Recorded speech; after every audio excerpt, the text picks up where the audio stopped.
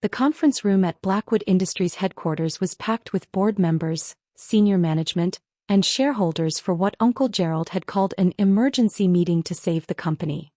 I sat in the back corner, laptop open, responding to emails while the drama unfolded around me.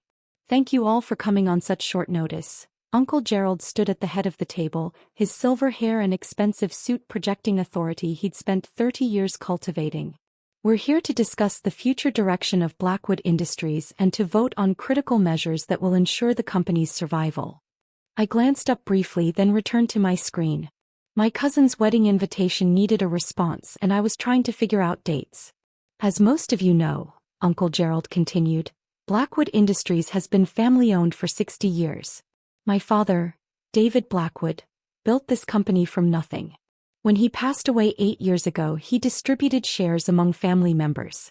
Today I hold 31% of the company.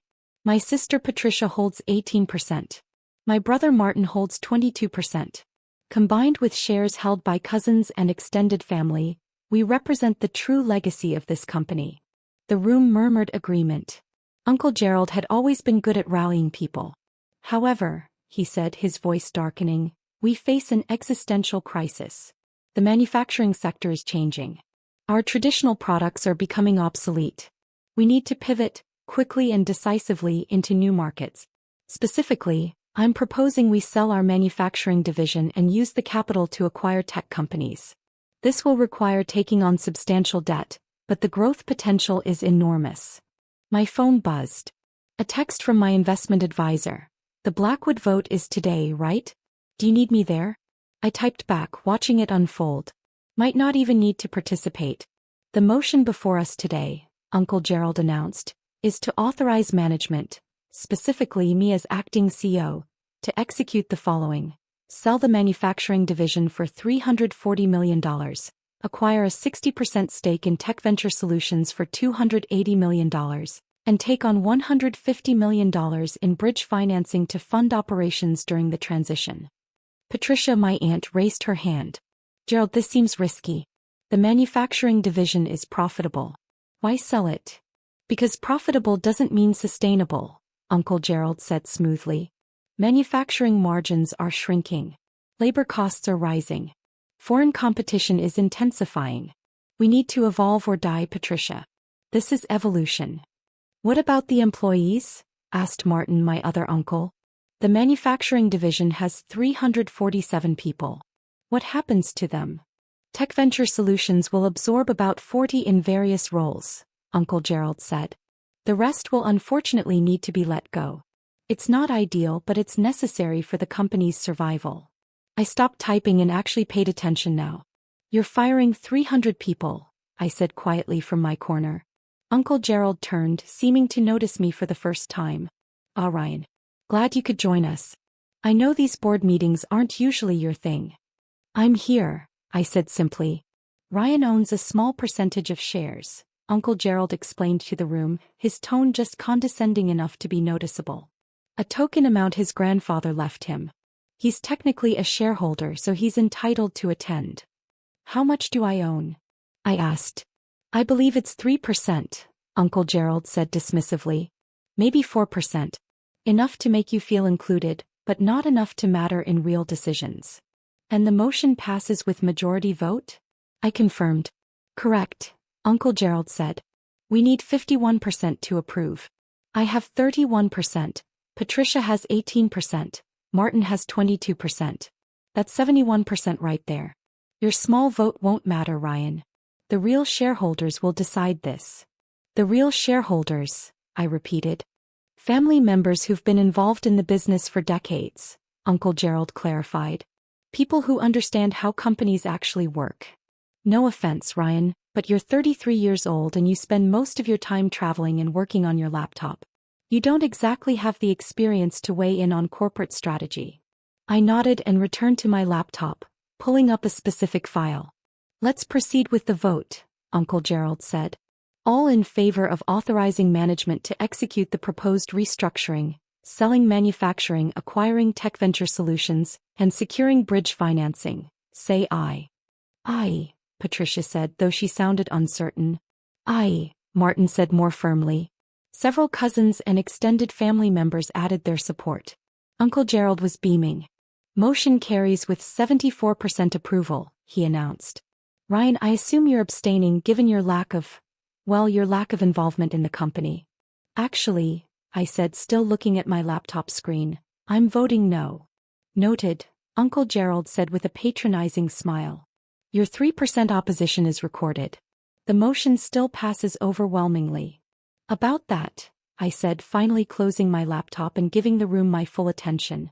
I don't own 3% of Blackwood Industries. 4% then, Uncle Gerald waved dismissively. Either way, it's inconsequential. I own 91%, I said clearly. The room went silent. That's absurd, Uncle Gerald said. Ryan, I know you're not involved in the business, but that's not how share distribution works. The shares were divided among family members when your grandfather died. There is no way you own 91%. Grandpa David distributed 9% among family members, I said calmly. That 9% is what you, Patricia, Martin, and the cousins have been voting with. The other 91% went into a trust, the Blackwood Family Trust, with me as the sole trustee and beneficiary. That's impossible, Patricia said. We would have known. The lawyers would have told us. The lawyers did tell you, I said. It's in the estate documents. Page 47, Section 12B. The Blackwood Family Trust was established with 91% of company shares, to be managed by Ryan Blackwood upon his 25th birthday, with full voting rights and control. I pulled up the document on my laptop and turned it toward the room. Several people leaned in to read. I don't understand, Martin said slowly. Why would Dad do that? Because he knew Uncle Gerald would do exactly this, I said simply. Grandpa spent 60 years building a manufacturing company that employed hundreds of people. He knew Gerald would want to pivot into sexier industries the moment he got control. So he made sure Gerald would never have control. This is a coup, Uncle Gerald's face had gone red. You're staging a hostile takeover of the family company. It's not a takeover, I corrected. It's been my company for 8 years. Since I turned 25. You've just been operating under the assumption that the 9% you collectively hold was the majority. It never was. The CFO, Marcus Chin, a man who'd worked for Blackwood Industries for 20 years, stood up slowly. Mr. Ryan is correct. The share registry shows the Blackwood Family Trust is holding 91% of company stock. I've been sending quarterly reports to the trust for 8 years. I get those reports, I confirmed. I read every one. That's how I knew Uncle Gerald was planning this restructuring. You've been telegraphing it for 6 months, Uncle Gerald. The consultants you hired, the TechVenture Solutions acquisition rumors, the manufacturing division, efficiency reviews that were really just layoff preparations. If you knew, why didn't you say something? Patricia asked. Because I wanted to see if Uncle Gerald would actually try it, I said. I wanted to see if he'd really try to dismantle everything Grandpa built, fire 300 employees, and bet the company on a leveraged acquisition in an industry he doesn't understand. TechVenture Solutions is a growth opportunity, Uncle Gerald protested, but his voice had lost its confidence. TechVenture Solutions is a bubble company with unsustainable burn rates and no path to profitability, I said. I had my analysts review their financials. They're losing $40 million a year with declining user growth. You want to pay $280 million for 60% of a company that will be bankrupt in 18 months. Your analysts, Uncle Gerald said with contempt. What analysts? Ryan, you travel around working on your laptop. You don't have analysts. I own Meridian Strategic Advisors, I said. We provide corporate strategy consulting to mid-size companies. We have 47 employees across 3 offices. I founded it 6 years ago and we generate about $18 million in annual revenue. When I'm traveling and working on my laptop, I'm visiting clients and managing projects. The room was completely silent now. But you never said anything, Martin stammered. At family dinners, at holidays. You just sat quietly while we talked about business. I listened, I said. I learned what you all thought about the company, about strategy, about the employees. And what I learned was that Uncle Gerald wanted to cash out. He wanted to convert 60 years of manufacturing legacy into a quick tech acquisition that would make him look visionary. He didn't care about the 347 people who depend on this company for their livelihoods. That's not fair, Uncle Gerald said. I care about the company. I'm trying to ensure its survival. By firing 300 people and betting everything on a company you haven't properly vetted? I asked. Uncle Gerald, did you read Tech Venture's actual financial statements? Or just their pitch deck? He didn't answer. I read their financials, I said. Every line item, every footnote, every risk disclosure. Their revenue is declining. Their customer acquisition costs are skyrocketing. Their largest clients are reducing their contracts. They have 18 months of runway at current burn rates, and no realistic path to break even. You want to pay $280 million for that? The consultant said. Uncle Gerald started. The consultants get paid whether the acquisition succeeds or fails, I interrupted. They have no skin in the game. I do. I own 91% of this company. If you destroy it with a bad acquisition, I lose everything. So yes, I pay attention. Marcus Chin was reviewing documents on his tablet. Mr. Ryan, as the controlling shareholder and trustee of the Blackwood Family Trust, you have the authority to veto any major corporate actions, including this proposed restructuring. I know, I said. So you veto it? Marcus asked. I veto the acquisition and the financing, I said. But not the manufacturing sale. That can proceed if Uncle Gerald can find a buyer who will maintain employment levels and keep operations local. That's impossible, Uncle Gerald protested. No buyer will pay $340 million and commit to keeping all the employees. Then we don't sell, I said simply. We keep manufacturing, we keep the 347 employees, and we continue operating the business Grandpa built. The margins are shrinking. Uncle Gerald said desperately. We're facing foreign competition, rising costs, margin compression. We're facing a 12% profit margin on $280 million in annual revenue, I corrected. That's $33.6 million in annual profit. For a manufacturing company, that's excellent. You're not trying to save the company, Uncle Gerald. You're trying to get rich quickly. How dare you? The numbers don't lie, I said. Manufacturing is stable and profitable. Tech Venture is a disaster waiting to happen. If you want to diversify, we can do it slowly and carefully. But we're not betting the company on a leveraged acquisition that will probably fail. Patricia looked stricken. Ryan, I voted for Gerald's plan. I didn't know. I'm so sorry. You voted for it because you trusted him, I said. That's natural. He's your brother. He's been in business for 30 years. But trust doesn't override due diligence. What happens now? Martin asked quietly. Now we operate the company properly, I said. Marcus, I want a full strategic review of operations. Not from external consultants, from our own management team.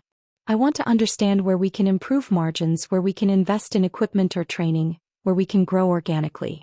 Yes, sir, Marcus said, and I could see relief in his expression. Uncle Gerald, I turned to him, you're welcome to stay involved in the business. But you're not CEO. You never were. Grandpa left that position intentionally unfilled because he didn't trust you with it. Then who is CEO? Uncle Gerald demanded. For now, Marcus will serve as interim CEO while we search for the right person, I said. Someone who understands manufacturing, values employees, and makes decisions based on analysis rather than ego. You can't do this, Uncle Gerald said, but his voice lacked conviction. I already have, I said. Marcus, please record in the meeting minutes that the controlling shareholder, the Blackwood Family Trust, vetoes the proposed restructuring. The motion fails. Recorded, Marcus said, typing quickly. Furthermore, I continued, I'm calling a special meeting of the board for 2 weeks from today. At that meeting, we'll discuss proper governance structures, transparent communication with all shareholders, and strategic planning that actually serves the company's long-term interests. You're staging a takeover, Uncle Gerald repeated. It's not a takeover when you already own the company, I said. It's called exercising ownership rights. Something I should have done years ago, but I wanted to give you the benefit of the doubt. I thought maybe you'd grown, matured, learned to value the company for what it is. Instead, you tried to dismantle it. I was trying to save it. Uncle Gerald shouted. By destroying it first? I asked. Uncle Gerald, manufacturing margins might be shrinking, but they're still profitable. You know what has zero margin? A bankrupt tech acquisition that burns through all our capital in 18 months. You don't know that tech venture will fail, he protested. Neither do you know it will succeed, I countered. But I've done the analysis, read the financials, talked to industry experts. The odds of failure are approximately 75%. Would you bet $280 million of the company's capital on a 25% chance of success? He didn't answer. I wouldn't, I said. And since I control 91% of the company, my vote is the one that matters. I stood, gathering my laptop. Marcus, send me the strategic review parameters by end of week. I'll review and provide feedback. Patricia, Martin, we should have dinner soon. Away from the office. We need to rebuild family trust that this meeting has damaged. Where are you going? Patricia asked. I have a client meeting in Boston tomorrow, I said. Meridian Strategic is consulting on a manufacturing optimization project. Should be relevant to our own operations actually. You're just leaving? Uncle Gerald asked incredulously. The emergency is over, I said. You called this meeting to push through a destructive acquisition. I vetoed it. Now we return to normal operations while Marcus conducts the strategic review. What else is there to discuss? Everything. Uncle Gerald gestured wildly. You can't just drop a bomb like this and walk away. I didn't drop a bomb, I said. I exercised my voting rights as controlling shareholder. Something I've had the right to do for 8 years. You're the one who's surprised because you never bothered to actually read the estate documents. We trusted the lawyers, Martin said weakly. The lawyers did their job, I said. They distributed shares according to Grandpa's wishes. They established the trust properly. They filed all the paperwork. What they couldn't do was force you to read it. I moved toward the door, then paused. One more thing. The 347 manufacturing employees, they're not disposable assets. They're people with families and mortgages and lives built around this company. Grandpa understood that. He built Blackwood Industries on the principle that a company's first responsibility is to its people. That's why he left control to me, because he knew I understood that too. How would he know that? Uncle Gerald challenged. You were 25 when he died. Barely out of college. What did you know about running a company? More than you think, I said.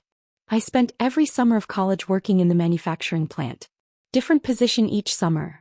Line work, quality control, logistics, scheduling. I ate lunch with the workers, learned their names, understood their jobs. Grandpa said if I was going to own the company someday, I needed to understand it from the ground up. He was grooming you, Patricia said with sudden understanding. Even back then. He was teaching me, I corrected. Teaching me that companies aren't just assets on a balance sheet. They're communities. And you don't destroy communities for a 25% chance at higher returns. I left the conference room and walked toward the elevator. Behind me, I could hear the chaos of shocked conversations, raised voices, confusion. Marcus caught up with me at the elevator. Mr. Ryan, thank you. If you hadn't intervened, 300 people would have lost their jobs. It's just Ryan, I said. And I wasn't intervening. I was protecting an asset I own. There's a difference. Still, Marcus said. They would have suffered. Their families would have suffered. I know, I said quietly. That's why I couldn't let it happen. The elevator arrived. As the doors closed, I saw Uncle Gerald emerge from the conference room, his face red with anger and humiliation. Good, I thought. He needed to feel that. Needed to understand that consequences exist. Needed to learn that being loud and confident doesn't make you right. The next 2 weeks were chaotic. Uncle Gerald tried to rally family members against me, claiming I was too young, too inexperienced, too disconnected from the business to be trusted with control. He travels constantly, Uncle Gerald told anyone who would listen. Works on his laptop from coffee shops. He's not a real businessman.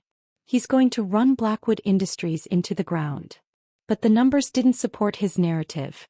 When Marcus completed the strategic review, it showed that manufacturing was stable, profitable, and actually positioned to grow if we invested in modern equipment and expanded our product line. More importantly, when extended family members started actually reading the estate documents, finally, they realized that Grandpa David had been explicit about his reasoning. I found the key passage and emailed it to everyone. I leave controlling interest in Blackwood Industries to my grandson Ryan because he understands what I've spent 60 years trying to teach this family. That a company's worth is measured not in its stock price or its acquisition potential, but in the lives it sustains and the community it serves. Gerald will want to sell. Patricia will want to play it safe. Martin will want to expand too quickly. But Ryan understands that slow, steady growth that protects employees is worth more than risky ventures that might make us rich or might destroy everything we've built. After that email circulated, the family opposition quieted. Not everyone agreed with Grandpa's decision, but they couldn't argue with his explicit wishes. I had dinner with Patricia and Martin 2 weeks after the emergency meeting as promised. "I'm sorry," Patricia said immediately. "Ryan, I should have questioned Gerald more closely. Should have asked for the actual financial analysis instead of trusting his presentation." "You trusted your brother," I said. "That's not wrong. But trust should be accompanied by verification, especially when 300 jobs are at stake." "Why didn't you tell us?" Martin asked. "About the trust, about your ownership. We could have been working together all these years." "Could we?" I asked. "Martin, at last year's Christmas dinner, you mocked my laptop lifestyle and said I needed to get a real job. Patricia, you told your friends I was the struggling consultant in the family. Uncle Gerald has called me inexperienced, disconnected, and naive at various family gatherings for 8 years. Would you really have worked with me?" They were silent. "I kept quiet because I wanted to see who you all really were," I said. "What you really valued. Whether you cared about the company or just the money it could generate. Grandpa gave me time. He said the trust wouldn't fully vest until I was 30, so I had 5 years to watch and learn before I needed to act." "And what did you learn?" Patricia asked. "That Uncle Gerald is greedy, you're risk-averse, and Martin is impulsive," I said bluntly. "But also that you all care about the family, even if you don't always understand what's best for it. That's why I'm not cutting you out. You'll remain shareholders. You'll receive dividends. You'll be consulted on major decisions. But the final authority rests with the trust. With me, because that's how Grandpa designed it." "And Meridian Strategic Advisors?" Martin asked. "That's really your company?" "Really mine," I confirmed. "Founded it 6 years ago with $100,000 I saved from working in the plant during college. Grew it to 47 employees and $18 million in revenue. We specialize in helping mid-size manufacturers optimize operations." Seemed relevant to my eventual role at Blackwood. "You've been preparing for this your entire adult life," Patricia said with something like awe. "Grandpa told me at 20 that I'd eventually control the company," I said. "He gave me a roadmap. Work in the plant to understand operations, start my own business to understand entrepreneurship, build expertise in manufacturing optimization to understand the industry." I followed the roadmap. "What about Uncle Gerald?" Martin asked. "What happens to him?" "That's up to him," I said.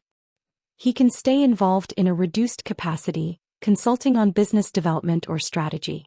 But he's not making unilateral decisions anymore. Not after trying to push through a $280 million acquisition he hadn't properly vetted." "He's humiliated," Patricia said. "The whole family knows he tried to override you and failed." "He humiliated himself," I corrected.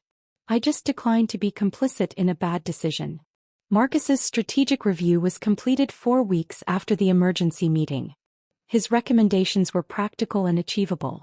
Invest $12 million in modern manufacturing equipment to improve efficiency by 18%. Expand the product line into adjacent markets with existing machinery. Increase quality control standards to reduce defects by 40%. Implement employee training programs to improve skills and reduce turnover. Establish a modest R&D budget to develop proprietary processes. Total investment, $18 million. Expected return, $8 million in additional annual profit within 3 years. No debt required. No employees fired. No risky acquisitions. I approved all recommendations. Uncle Gerald attended the board meeting where we discussed the strategic review, but he sat in the back and said nothing. His earlier confidence had evaporated, replaced by barely concealed resentment. After the meeting, he approached me in the parking lot. "You made me look like a fool," he said. You made yourself look like a fool, I corrected. I just prevented you from destroying the company in the process. Tech Venture Solutions is going to be huge, Uncle Gerald insisted. In 5 years, you'll regret not acquiring them. In 5 years they'll probably be bankrupt, I said. But if I'm wrong, I'll acknowledge it. Will you acknowledge if I'm right? He didn't answer. Uncle Gerald, I don't enjoy this conflict, I said. I'd rather work together. But that requires you accepting reality, that I control this company, that my decisions are final, and that I'm not going to rubber stamp risky acquisitions just because you're enthusiastic about them. You're 33 years old, Uncle Gerald said. What do you know about running a company? More than you'd expect, I said. I've been CEO of Meridian Strategic for 6 years. I've consulted on manufacturing operations for dozens of companies. I've read everything I can about the industry. And most importantly, I actually care about Blackwood's employees, not just its potential acquisition value. Caring doesn't make money, Uncle Gerald said. It makes sustainable money, I corrected. The kind that lasts. The kind Grandpa built over 60 years. You wanted to convert that into a quick score and hope it worked out. That's not strategy, that's gambling. Uncle Gerald walked to his car without responding. 6 months later, Tech Venture Solutions announced it was shutting down operations after burning through its remaining capital. The company that Uncle Gerald wanted to pay $280 million for became worthless. I forwarded the news article to him without comment. He replied 3 hours later. You were right. I was wrong. I'm sorry. It wasn't much, but it was something. Meanwhile, Blackwood Industries was thriving. The new equipment had been installed and was already improving efficiency. The expanded product line was generating $2 million in new revenue. Employee morale had improved dramatically once word spread that the layoff threat was gone. Marcus approached me after the quarterly board meeting. Ryan, the board wants to formally offer you the CEO position. You've been making the decisions anyway. Might as well make it official. I'm already CEO of Meridian Strategic, I said. I don't need another title. Then let me be CEO and you be chairman, Marcus suggested. But either way we need you more involved. More visible. The employees want to know who saved their jobs. The employees don't need to know, I said. They just need to know their jobs are secure and the company is stable. That's not how leadership works, Marcus said gently. People need to see who's steering the ship. You can't hide in the background forever. I'm not hiding, I said. I'm just not seeking attention. There's a difference between seeking attention and accepting responsibility, Marcus said. You own 91% of this company. You make the final decisions. You determine the strategy. That's leadership, Ryan. Own it. I thought about that. About Grandpa David, who'd been a visible, active presence in the company until the day he died. About how the employees had respected him because he knew their names, understood their work, made decisions that protected them. Okay, I said finally. I'll be chairman. You're CEO with full operational authority. But we meet weekly to align on strategy, and major decisions still come to me for final approval. Deal, Marcus said, extending his hand. We shook on it. The announcement went out the following week. Ryan Blackwood, age 33, was named chairman of the board of Blackwood Industries. Marcus Chin was promoted from CFO to CEO. The press release included a quote from me. Blackwood Industries has been family-owned for 60 years because we value stability over flash, employees over equity, and sustainable growth over risky ventures. That tradition continues. Uncle Gerald saw the press release and called me. Chairman at 33, he said. Must feel good. It feels like responsibility, I said. Which is less fun than you'd think. I've been thinking about what you said, Uncle Gerald continued. About caring about employees, about sustainable growth. I thought you were just being naive. Turns out you were right and I was wrong. We were both right, I said. You were right that the company needs to evolve. I was right about how to evolve responsibly. Maybe we can combine those insights going forward. You'd still work with me? Uncle Gerald sounded surprised. After I tried to override you? Your family, I said. And despite your flaws, you have good instincts about market opportunities. You just need someone to reality check your enthusiasm. That's what the board is for. I appreciate that, Uncle Gerald said quietly. And Ryan, your grandfather chose well. You're exactly the kind of leader this company needs. Thanks, Uncle Gerald, I said. That means a lot. 2 years later, Blackwood Industries was stronger than ever. Revenue had grown to $312 million. Profit margins had increased to 15%. Employee retention was at 94%, one of the highest in the industry. Uncle Gerald had found his niche in business development, where his enthusiasm and connections were valuable but his decisions were checked by analysis and oversight. Patricia had taken an active role in human resources, where her cautious nature and desire to protect people served the company well. Martin had become head of R&D, where his impulsiveness translated into creative problem-solving. And I split my time between Meridian Strategic and Blackwood Industries, using lessons from one to inform the other. At the annual family dinner, Uncle Gerald raised his glass. To Ryan, who had the wisdom to see what the rest of us missed. And to David Blackwood, who knew his grandson would grow into the leader this company needed. To Grandpa David, I said, raising my own glass. Who taught me that real success isn't measured in acquisition deals or stock prices. It's measured in stable jobs, strong communities, and companies that last. We drank to that. And I thought about how close it had come, how close Uncle Gerald had come to destroying 60 years of legacy with one bad acquisition. How a 3% vote had turned into a 91% veto. How assumptions about the traveling laptop kid had nearly cost 300 people their jobs. How careful, patient preparation had made all the difference. Grandpa David had been right. The small vote did matter. It mattered because it wasn't actually small. It was just quiet. And sometimes quiet power is the most effective kind. The kind that waits, watches, and acts at precisely the right moment. The kind that saves companies instead of destroying them. The kind that protects 347 families from a bad decision made by people who should have known better. Uncle Gerald had learned that lesson the hard way. But he'd learned it. And that was worth something.